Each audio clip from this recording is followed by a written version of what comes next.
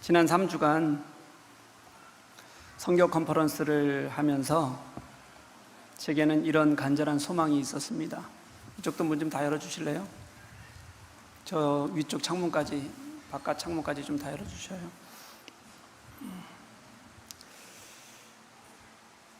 어떤 소망이었냐면요, 우리 속에 하나님의 마음을 아는 은혜가 깨달아졌으면 좋겠다.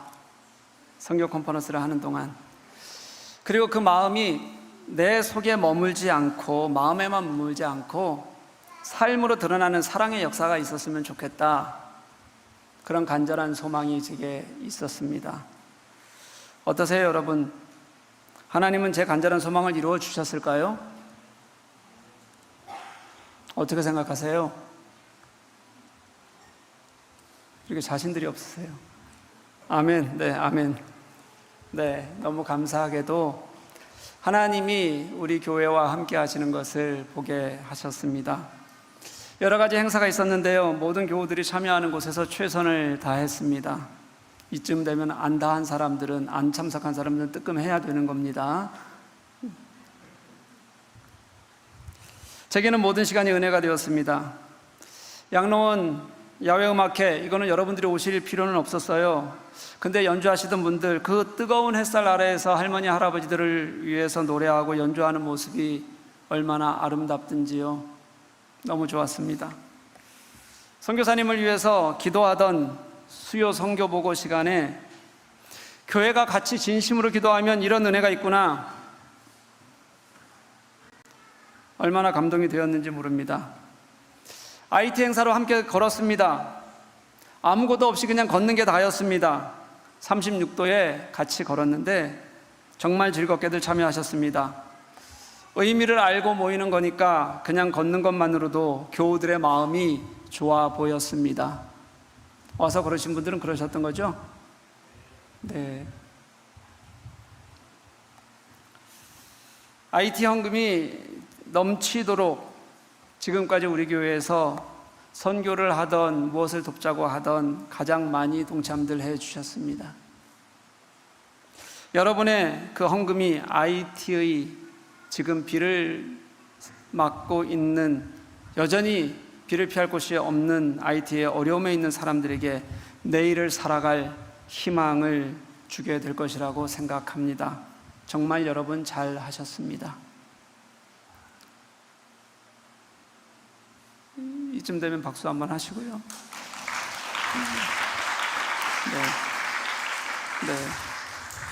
이렇게 열심히 했는데 또 하나 놀라운 일은요, 지금부터 긴장하시면 돼요. 지난 주일 방학, 그래서 좀 빠지는 거 빼고요, 평주일에 그냥 휴일이 하루 끼었다는 이유로, 이런 휴일이 끼어 있는 날은 매년 돌아옵니다. 독일에는 휴일이 똑같으니까요. 그런데 지난 주일이 우리 교회 11년을 통틀어 출석률이 가장 낮았던 날입니다. 11년을 통틀어 출석률입니다. 올 들어 코로나가 여전해서 예배가 완전히 다 회복되지 않았던 시기까지 다 합쳐도, 코로나가 회복되지 않았던 시기까지 합쳐도 올 1월 첫날부터 시작해서 지금까지 가장 출석률이 낮았던 날입니다. 교회가 그렇게 예배하자고 외쳐도, 게다가 성교 컨퍼런스 마지막 날이라고 우리 함께 결단하자고 그렇게 외쳤는데 여전히 안 들리시는 분들도 있습니다. 또 놀랍게요, 선교 결단 말씀 좀 드릴게요. 주일에 그렇게 함께한 분들이, 인원이, 출석률이 그렇게 적었는데도 불구하고 다른 해들보다 훨씬 더 많이 정말 기껍게 참여해 주셨습니다. 정말 큰 감사라고 생각해요. 참여율이 너무 높아요. 내용적으로도 예전과 다릅니다. 그런데 지난 주일에 예배하지 않으셨던 분들의 참여율은 거의 바닥입니다. 안 한다는 겁니다. 거의. 정말 어쩔 수 없이 못 나왔던 분들 몇 분 외에는 동참하지 않으셨습니다. 제가 지난 주일에 그렇게 설교했습니다. 지난 주일에 들었던 분들은 기억날지 모르겠습니다. 이번 주일 예배가 끝나면 우리가 모두 하나님 아버지의 마음으로 사람을 사랑하고 생명을 사랑하는 결단이 있기를 소망합니다 라고 말했습니다. 그런데 그런 마음은 무엇이든 함께 하려고 조금이라도 노력해야 커지는 것이지, 아무것도 안 하면서 그냥 나는 그리스도인이다, 아니면 나는 이것이 있었으면 좋겠다고 생각해서는 절대 커지는 것이 아니라고 말씀을 드렸습니다. 교회가 무엇을 하는지, 그 시간에 김만종 목사가 어떻게 간절히 부르짖는지, 얼마나 진심인지 그 현장에 있지 않았는데 어떻게 할 수 있겠습니까? 나중에 들은 걸로는 알 수 있는 일이 아닙니다. 그 자리에 함께 있었다면 동참할 수 있었을 텐데, 다는 아니라더라도 누군가의 마음은 움직였을 텐데, 그러면 그분들도 하나님이 기뻐하시는 일에 참여할 수 있었을 텐데, 저는 그게 너무 아쉽고 속상합니다. 그냥 안 해서가 아니라요, 더 주님을 만나고 더 주님께 감동하고 당신께 헌신할 기회들이 우리 교우들에게서, 제가 같이 섬기고 있는 우리 교우들에게서 사라지는 게 저는 너무 안타깝습니다. 오늘 말씀에는 어떤 사람이라는 가상의 인물이 등장합니다. 이게 18절에 나오는데요, 이 가상의 사람이 무슨 말을 했는지, 어디까지가 이 사람의 말인지를 알기가 굉장히 헷갈립니다. 이건 저만 헷갈리는 게 아니라 모든 학자들이 다 헷갈려 하는 겁니다. 그러니 제가 여러분 설명을 해봐야 이해 못하고 헷갈리는 제가 설명하는 것이니까 여러분들이 잘 알아들을 가능성은 거의 없습니다.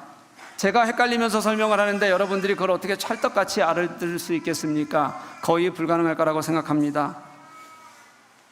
그렇죠? 벌써 이렇게 말만 했는데도 헷갈리잖아요. 본문 보지도 않고, 그렇죠? 네. 그래서 가장 많은 학자들이 보편적으로 하는 이야기를 여러분 한번 제가 해보려고 합니다. 18절 말씀 눈으로 한번 따라 보십시오. 어떤 사람이 말하기를 너는 믿음이 있고 나는 행함이 있으니 행함이 없는 내 믿음을 내게 보이라. 나는 행함으로 내 믿음을 내게 보이리라. 이렇게 말했어요. 이 가상의 인물이 한 말이, 원래 한 말은 뭐냐면요, 여기 오늘 본문을 보니까 너는 믿음이 있고 나는 행함이 있으니 이렇게 말을 했어요.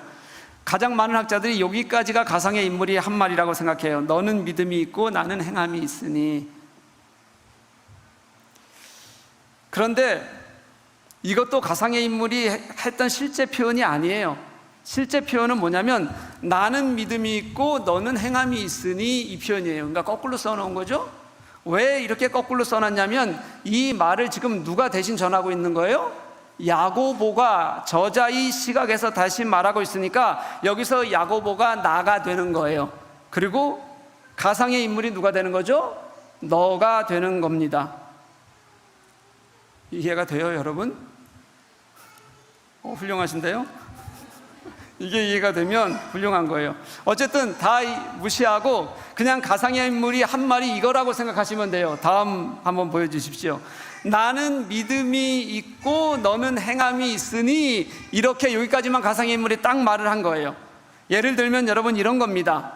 아무리 믿음과 행함은 하나가 되어야 된다고 그렇게 가르쳐도, 다시 예를 들어 볼게요. 더 세심하게, 제가 벌써 6개월 이상을 겨우 야고보서 2장도 못 나가가면서 계속해서 그렇게 설교를 하고 있는데, 누군가가, 어떤 사람이 예배가 끝나고 나가면서 저한테 이렇게 얘기하는 거예요.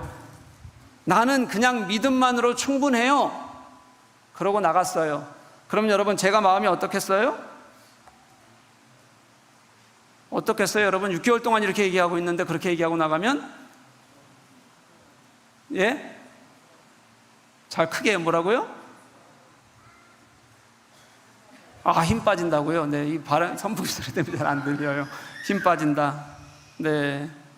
저 굉장히 착한 사람이 저런 거예요. 저 같으면 빡쳐요, 그냥.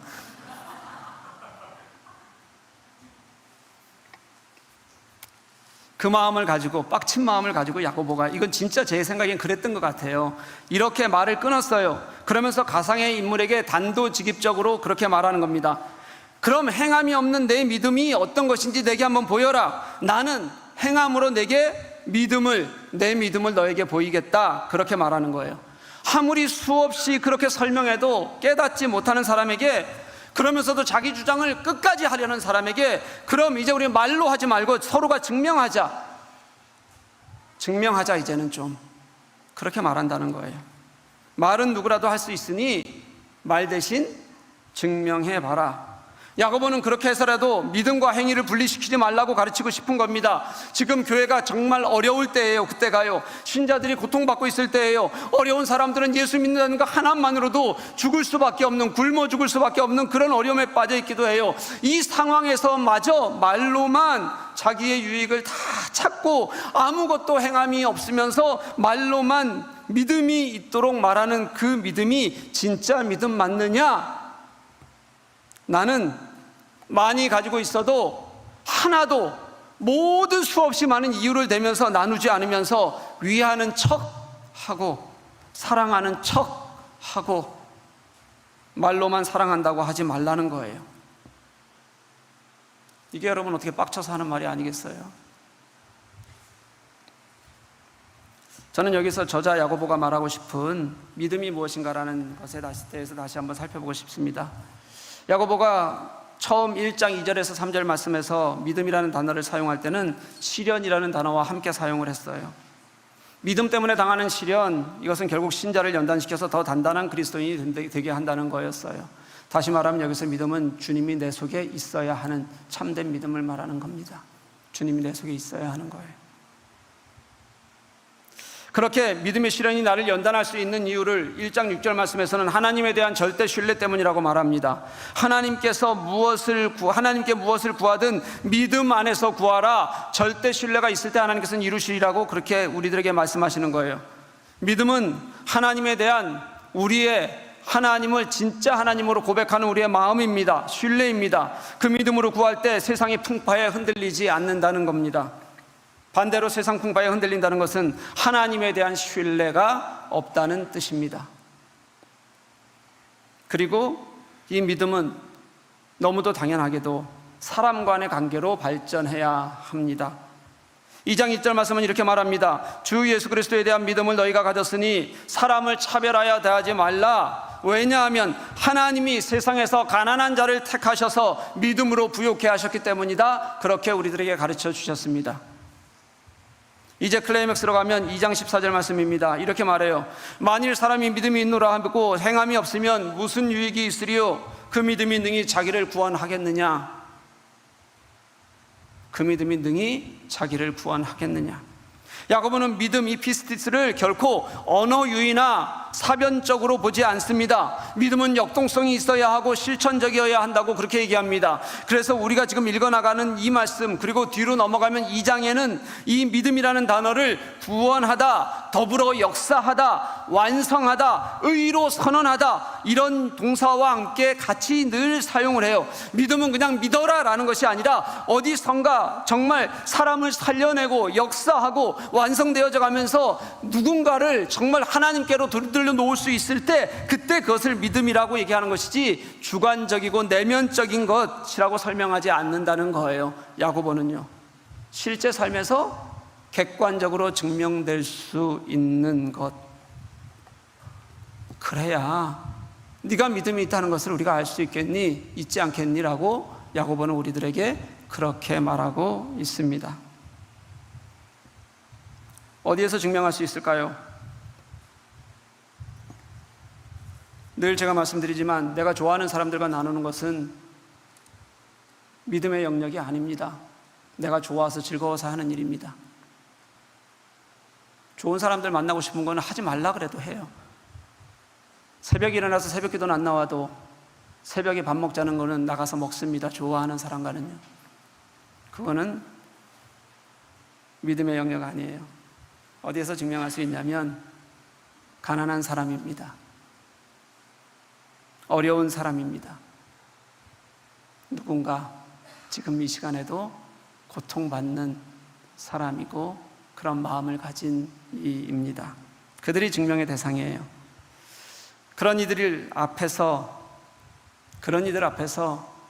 말만 하면 아무 의미가 없는 거다. 말만 하면 아무 의미가 없는 거다.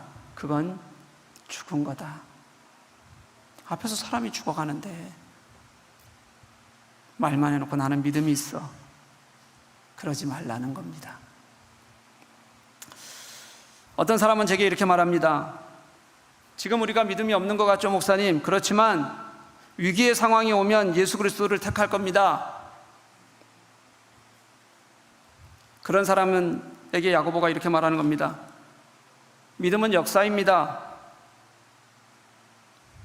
바울이 데살로니가 교회에 편지하면서 생각했던 너희가 잘하고 있다. 사랑에는 수고가 있어야 된다. 믿음에는 역사가 있어야 된다. 소망에는 인내가 있어야 된다. 이것은 미래에 내가 어떻게 하는 것이 아니라 지금 현재형이어야 한다. 지금 하지 않는데 내가 나중에 잘할 수 있다는 것은 다 거짓이다. 그때는 더 처참하게 주님을 멀리할지도 모른다. 여러분, 원시기독교 초대교회가 그렇게 뜨거운 복음의 폭발력을 가졌던 이유가 이 믿음의 역동성 때문이었어요. 믿음을 삶으로 증명해내려는 마음들이 있었기 때문입니다. 그런데 그게 얼마 안 가서 이들에게도 사라지고 있었던 거예요. 야고보는 그 믿음을 교회에 다시 촉구하고 있는 겁니다. 사랑하는 교회 여러분, 하나님은 당신의 모든 구속의 과정을 우리의 역사 속에서 보여주셨습니다. 무슨 뜻이에요, 여러분? 우리의 삶 안에서 직접 하나님이 일하셨다는 뜻이에요. 말로만 하지 않으셨다는 뜻이에요. 우리의 구원은 예수께서, 하나님이신 예수께서 십자가를 지심으로 이루신 일입니다.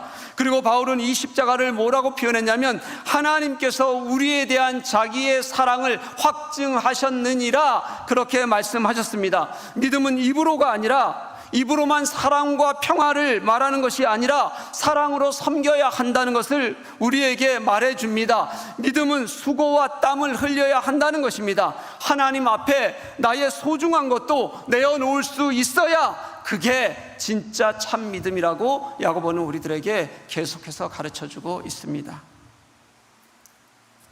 그래서 19절에 가면요, 야고보가 조롱까지 해요. 어떻게 조롱하는지 한번 들어보실래요? 내가 하나님은 한 분이신 줄을 믿느냐? 자꾸 믿는다고 하니까, 믿음이 있다고 얘기하니까 그렇게 묻는 거예요. 그러면서 잘하는도다 이렇게 얘기해요. 이거 비꼬는 말입니다. 그래, 잘한다. 그러면서 하는 말이 뭐냐면 귀신들도 믿고 떠느니라, 그렇게 얘기해요. 귀신도 알고 있고 믿기도 한다는 겁니다. 내가 믿는다는 게 귀신들이 믿는 것과 뭐가 다르냐고 그렇게 묻고 비꼬는 거잖아요. 비꼬는 거 맞습니다. 야고보가 오늘 그렇게 말하고 있는 거예요. 그런데 여러분, 이 말씀 뒤를 좀 들여다보면 그냥 조롱이 아니에요. 그냥 조롱이 아니라 도전하는 말씀이에요. 학자들은 이 말씀을 19절 안에서 신명기의 쉐마와 비교해서 가르치려는 야고보의 깊은 통찰이 있다라고 대부분의 학자들이 동일하게 말을 합니다. 신명기 6장 4절 9절 말씀은 우리가 쉐마라고 부르는 하나님의 말씀이고요, 이것을 이스라엘 백성들은 예배에 모일 때마다 그렇게 회당에서 늘 읽었습니다. 그 첫 문장이 쉐마 이스라엘, 이스라엘아 들으라, 이렇게 시작해서 우리가 이것을 쉐마라고 부르고요, 내용을 우리가 너무 잘 알아요. 6장 4절 말씀이 이렇게 시작합니다. 이스라엘아 들으라, 우리 하나님 여호와는 오직 유일한 여호와이시니, 이렇게 시작해요. 여호와는 오직 유일한 여호와이시니 이렇게 고백하고 나면 그 다음 말씀이 뭐냐면요, 너는 마음을 다하고 뜻을 다하고 힘을 다하여 여호와를 사랑하라예요. 하나님이라고 고백하면 실제적으로 적용하라고 명령하는 겁니다. 고백만이 아니라 사랑으로 나아가야 한다고 말하는 겁니다. 진짜 사랑해라. 어떻게 사랑하라고 말하냐면 마음을 다하고 뜻을 다하고 힘을 다하여, 그렇게 해야 진짜 사랑하는 거라는 거죠. 그게 하나님과의 관계라는 겁니다. 그렇게 하나님과의 관계가 선 사람이라면 사람과의 관계는 그 하나님의 마음을 가지고 돌보는 거예요. 여러분, 돕는 거예요. 살아내라는 거예요. 그래야 그게 진정한 믿음이라고 야고보는 말하고 있잖아요.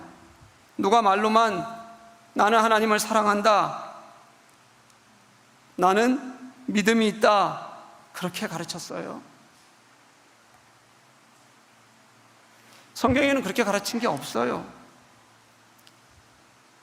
말로만 하는 것은 귀신도 한다, 근데 심지어 귀신은 어떻게라도 하냐면 떨기라도 한다고 해요. 여러분, 여기서 떤다는 게 무슨 뜻이냐면 극도의 공포 때문에 자신을 통제할 수 없는 상황에 대해서 몸서리를 친다, 이런 뜻이에요. 여러분, 이런 겁니다. 우리가 뭔가 굉장히 두려워지면 아무리 안 하려고 해도 몸이 발발 떨리면서 사시나무 떨듯이 떨리잖아요. 그게 극대화된 상태가 이 떤다라는 단어 속에 있는 거예요. 귀신도 하나님을 알고 믿어요. 어떻게 믿냐면 그분이 하나님이시라는 것을 아는 거예요. 그러니까 떠는 거예요. 그렇게 믿는 거지, 그 귀신이 하나님을 자신의 구주로 믿는 것은 아니지 않느냐. 그런데 그들도 그렇게 진짜 알고 있다는 거 너 아니?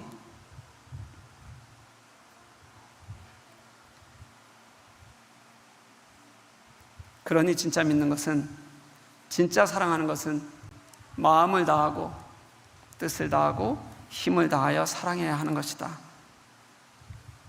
이 쉐마 말씀을 이 속에 숨겨놓고 있는 거예요. 그러니 그렇게 사랑하자. 우리 그렇게 믿자. 사랑하는 교회 여러분, 우리가 신앙생활을 하다 보면 그럴싸한 신앙의 방법들이 있어요.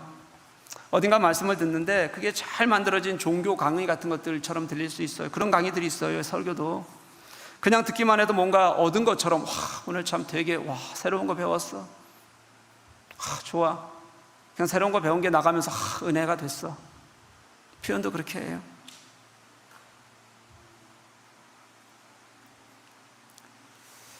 때때로 하나님이 나를 도우시는 것 같으면 그것만으로도 우리가 기쁨을 느끼면서 살아요. 하나님이 나와 동행하시잖아.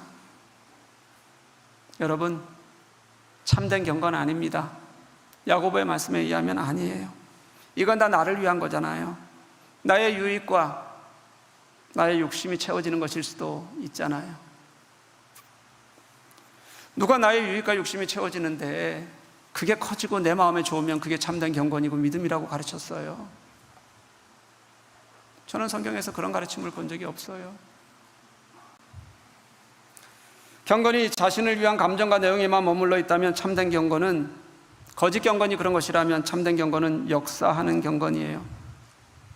야고보서 1장 26절 27절은 이렇게 말씀합니다. 누구든지 스스로 경건하다 생각하며 자기 혀를 재갈 물리지 아니하고 자기 마음을 속이면 이 사람의 경건은 헛것이라. 하나님 아버지 앞에서 정결하고 더러움이 없는 경건은 곧 고아와 과부를 그 환난 중에 돌보고 또 자기를 지켜 새 속에 물들지 아니하는 그것이니라.